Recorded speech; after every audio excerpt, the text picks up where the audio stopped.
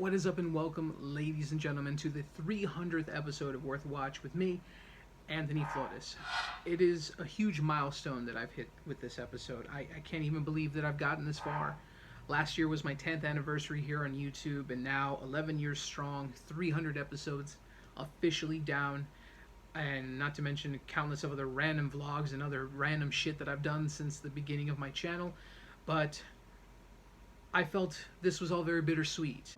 Due to a lot of the tragedy and negativity that's going on in the world, well, elephant in the room, COVID-19. It's a very major life situation that has hindered everyone.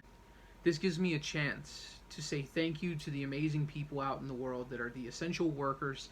If you yourself are an essential worker, all I can say is thank you so much for what you're doing right now. Talking movies has always been a wonderful thing. Maybe, just maybe, these couple of videos that I'm going to do for my segment will provide a little bit of an escapism. Like the movies themselves that I'm going to talk about, maybe they could provide you with some humor or some just all around some form of enjoyment for how bad they're going to be. Because this particular list is going to be my top 5 favorite guilty pleasures of the 2010s.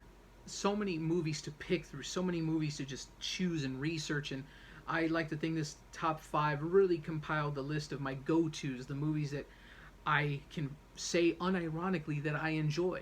And I have no shame in admitting that. I have no guilt whatsoever. Well, maybe a little shame. Come to think of it, a little guilt. Number 5 on my list is a very Harold and Kumar Christmas, or 3D Christmas, depending if you saw it in 3D. The 2010s were definitely that boom into the 3D technology because of Avatar, truly just exploding that 3D technology, which led to terrible 3D conversions and movies that weren't even filmed in 3D, transferred into 3D, all had garbage, and Harold and Kumar 3D Christmas made fun of that. But the movie itself, I've enjoyed it since 2011. It's just been a staple of my Christmas viewings every year. It's definitely over the top, R-rated Christmas movie. Something about John Cho and Cal Penn's chemistry that is just so great. You enjoy their antics together, and this movie in particular, I feel, has withstood the test of time. I think it's got some of the funniest bits of the 3 films. It's got some of the great Christmassy elements that we come to enjoy from Christmas movies. It does homages as well as just random parodies of stuff. The claymation bit was hilarious.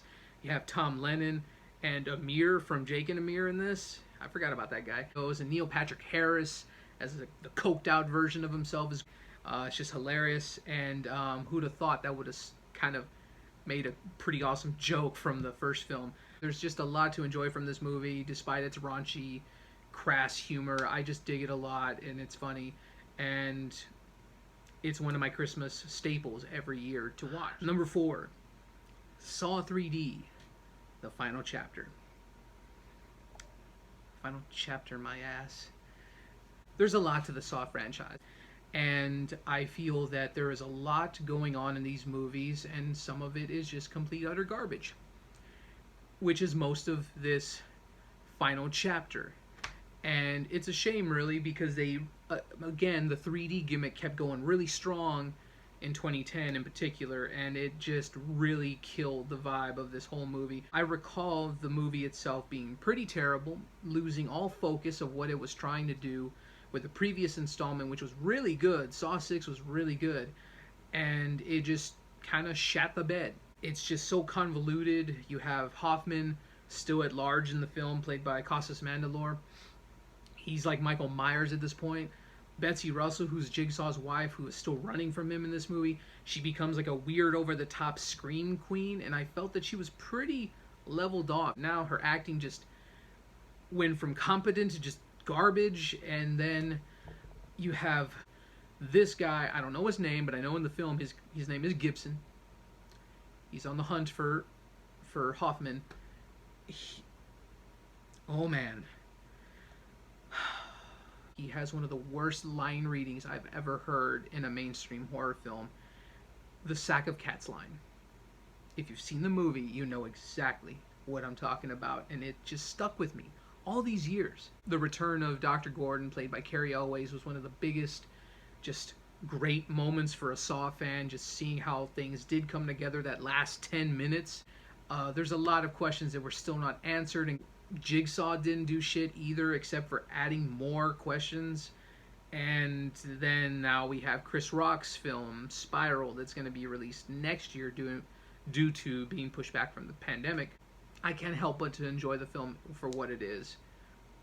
Just a gimmicky, just stupid garbage movie, but I enjoy the little bits of fan service that it still provided, and it's arguably the guiltiest of pleasures in this whole damn list because most of it is not salvageable. So, yeah. Number 3, Nicolas Cage, man. The man is a marvel of acting. He can be so terrible, so abstract, and somehow amazing all at the same time. Ghost Rider, Spirit of Vengeance is at my number 3 spot, and that scraping at the door scene is so brilliant. I highly recommend this one for Nick Cage's performance alone. The first film was very bland and very mediocre. I don't remember a lot, and Nick Cage just like, yeah, that's all he did was fucking point. I don't know why. I don't know why they gave him that direction. But this movie, he went all out. I'm pretty sure on set, I can't confirm this, but I'm pretty sure on the set, Nicolas Cage probably believed his head could catch fire. No, for real, I can do it. Just give me a second where I just gotta believe real hard and just kind of just get it all in there. He's had some crazy movies this past decade. One of the craziest was definitely from last year's Mandy. But this is like comedy gold mixed with brilliant Nick Cage insanity. And while it's not the best, you can tell he loved doing this movie. At my number 2 spot, it's funny. I recently rewatched this movie, and I feel that at first I felt I was the only one that remembered it somewhat okay. Seeing it in theaters, and a lot of people surprisingly felt the same. I did a review of it recently on my Instagram, and from there, a lot of people, way more than I'm used to, actually liked the post and shared a couple comments.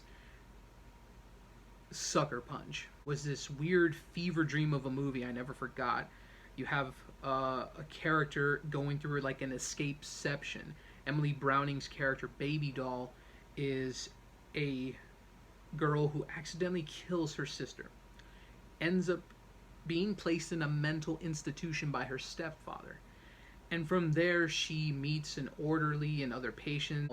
And the orderly in particular, played by Oscar Isaac, is a very evil person. From there, she imagines herself being in a brothel with those same patients, but they're dancers, and she herself is a dancer, and she wants to escape that brothel, and going into an even deeper psychosis where she believes she is having to find things and fighting giant samurais, Nazi zombies, cyborgs, and it felt like a video game movie smashed up with a comic book movie, and even to some extent like an anime.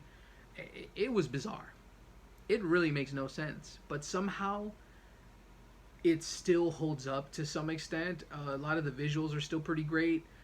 It's fun and dumb and ridiculous and visually just overly stylized to the point where it's just like a clusterfuck of visual insanity that I can't help but to not look at. Out of all these movies, one movie that just imploded every good thing it could have had. Everything that Universal was banking on to create the dark universe. Tom Cruise's The Mummy. And I enjoy a lot of the Universal horror movie stuff a lot. Sofia Boutella as The Mummy was great. I love the aesthetic to her, I love the design to her, and what she was supposed to do, but she's not even really given much screen time because, of course, it's a Tom Cruise movie first and a Mummy movie second, and then on top of that, it's trying to build a universe.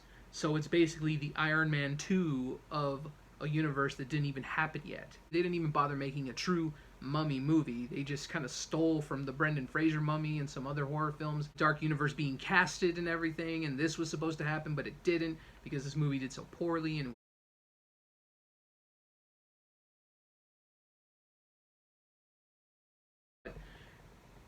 this movie in particular was bad. All these movies are bad. All the stupidity and weirdness and just all around lack of focus these movies have and just misfired opportunities that they were, I still enjoy them. And I hope you will feel free to let me know your favorite guilty pleasures of the 2010s. And stay tuned for part 2. And I'm happy that I was able to at least maybe entertain you just a bit and talk movies with you today. So normally I would say keep going to the movies, but considering movie theaters are closed right now, I will just simply say thank you for watching, and I'll see you in the next video.